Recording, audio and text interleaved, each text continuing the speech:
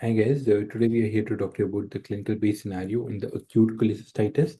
Now, this is again something which you might be seeing very often in the wards and during your residency. I'm pretty sure that you're going to see many cases of acute cholecystitis. So let's dive deep into it. It's a pretty simple kind of a topic. So yeah, let's kind of cover this case scenario. So here what I'm giving you is a 70-year-old female who is coming to you.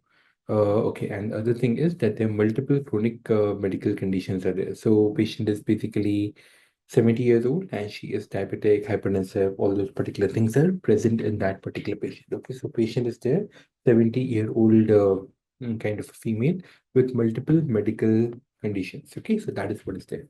Now, the symptoms of this particular patient are that 36 hours of the right upper quadrant pain. Okay, so the patient has a pain in the right upper quadrant for last 36 hours. Okay, so that is something which is there.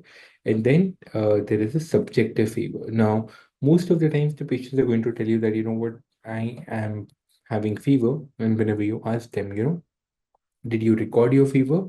The patients might not kind of tell you exactly, it was 101, 102 or something like that.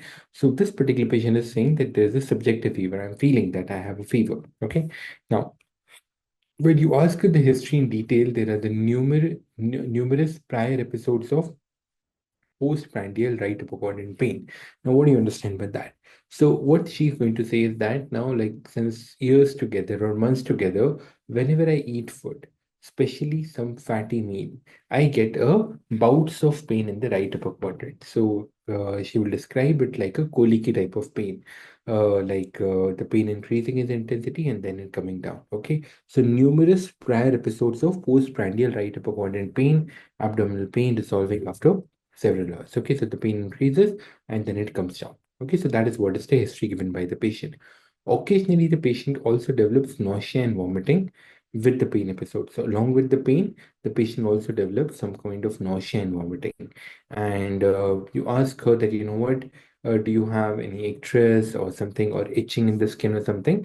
So, denies of any jaundice and pale stool or dark urine. Okay, so yeah, dark urine is very much misrepresentative because if at all the patient is dehydrated, then also the patients are going to pass yellowish urine. That's fine. That's not that specific. But yes, when you ask the patients for any signs of jaundice or like those things are kind of absent. Okay. Now, on physical examination, what you're going to have, you're going to have fever.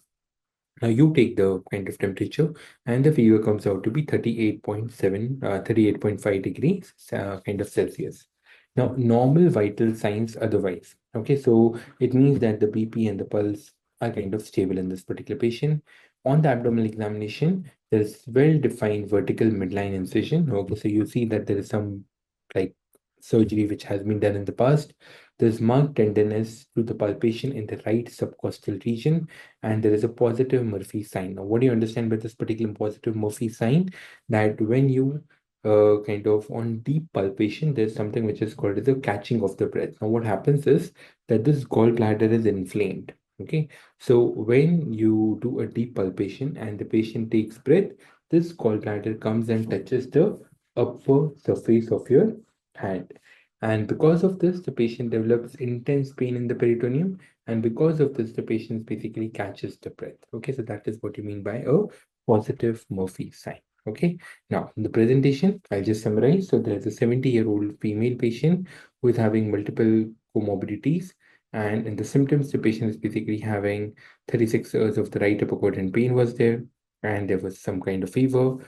History may, the patient had numerous episodes of kind of postprandial pain which were occasionally associated by the nausea and the vomiting, but denied any history of the jaundice, pale stool, and the dark urine. The patient is febrile. Other vital signs are absolutely okay. And there is a positive Murphy sign. That is, the patient catches the breath on deep palpation during inspiration. Okay, so with all these particular things in mind, the first thing, the first diagnosis which is going to kind of come to your mind is acute cholecystitis. Now, what are the other things which can be there? Okay, so occasionally the patients might also be having a colicky pain. Okay, so let's say biliary colic, it might also occasionally present with similar kind of thing. But hands down, the first differential diagnosis which comes to your mind is an acute cholecystitis. Why? Because the patient is having a right upper quadrant pain continuously for 36 hours. There's fever, there's vomiting, and there is Murphy's sign. Okay. Now, what about the biliary colic? This is caused by a transient gallstone impaction in the gallbladder neck and the cystic duct. Okay. So, biliary colic, now what happens? That there is a transient. So, for example, let's say there is a stone inside the gallbladder. It basically goes to the gallbladder neck, it obstructs the gallbladder neck, but then it basically comes back.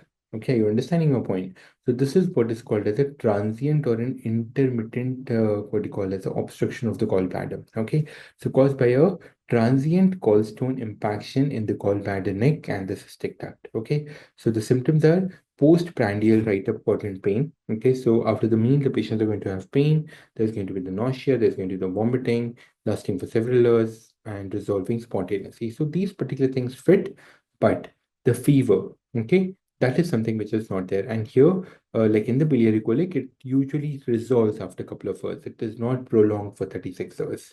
No systemic signs of infection, that is fever, leukocytosis, are absent in the simple biliary colic. So that is how you kind of distinguish between biliary colic and the acute cholecystitis.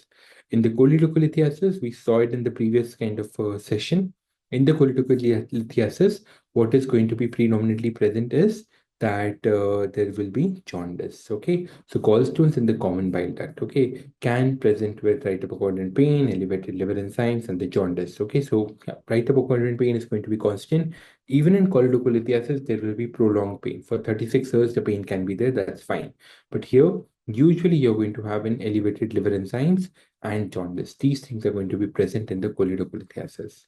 May progress to ascending cholangitis and biliary pancreatitis. Okay, so if at all the stagnated bile has an infection in that particular bile duct, then what can happen? The infection can basically go up to the liver, leading to an ascending cholangitis. Okay, so it can happen.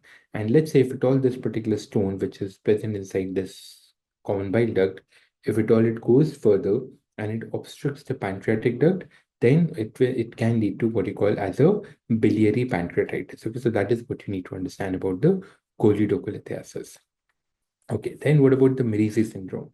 What is a Mirizzi syndrome? Okay, now as a surgery resident, you should definitely be able to answer what is a Mirizzi syndrome. So, what exactly is a Mirizzi syndrome?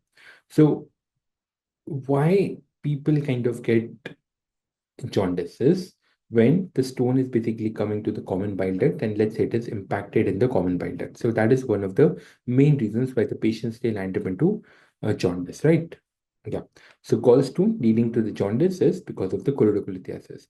Now, if I say that there is a stone which is present, it is still present inside the gallbladder. Okay, so it is either present in the neck of the gallbladder or the Hartmann's pouch, but it is leading to an obstructive jaundice. So this is what is a condition which is called as a Mirizzi syndrome. So here there is an extrinsic compression of the common hepatic duct by a stone which is impacted in the gallbladder neck. Okay, so there is an extrinsic compression of the common hepatic duct by a stone which is impacted in the gallbladder neck. So that is what is a Mirizzi syndrome.